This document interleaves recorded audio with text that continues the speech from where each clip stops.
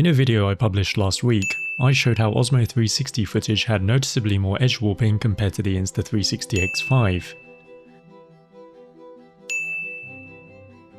A viewer tip had also proved this to be a software related issue, because if you export an Osmo 360 clip as a panoramic MP4 in DJI Studio and import it into Insta360 Studio, you can get the same dewarping results as the X5.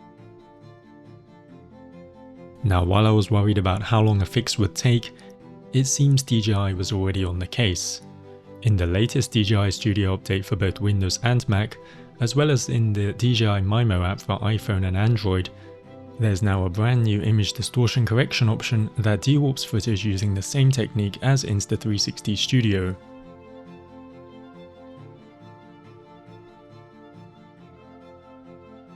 So let's jump in and take a look at how the new distortion optimization feature in DJI Studio works. If you go to the image tab on the right, you'll now see an option to enable image distortion calibration. Enabling this option instantly shows the difference, vertical lines straight out, giving results very similar to what I was getting in Insta360 Studio. Now, one thing to be careful about, if you're trying to match Insta360's MegaView perspective, don't use any of DJI's 4 perspective presets. None of them give you the same wide angle as MegaView. The trick is actually not to select a preset at all. If you've already clicked one, just reset your framing for that clip. In its original or reset state, the correction angle is set to 1 and the FOV sits at around 59 degrees, which I found to be very similar to the MegaView perspective in Insta360 Studio. Finally, while I personally do all my 360 editing on the desktop apps, the DJI Mimo app on your phone works a little differently. Instead of the distortion control being under an image tab, you just get a big dewarp button you can toggle on and off.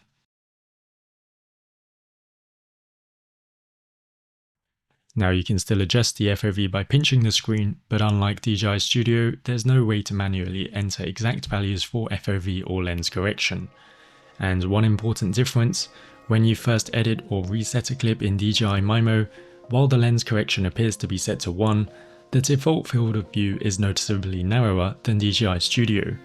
So if you want something closer to the MegaView look from Insta360, you'll need to pinch out to get a wider FOV, while the lens correction is set to 1 behind the scenes.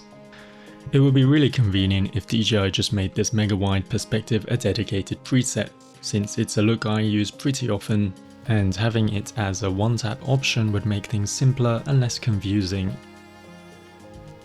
So overall, this update from DJI is a very welcome one. It directly addresses the warping issue that bothered me most when comparing my Osmo 360 footage against my X5 footage.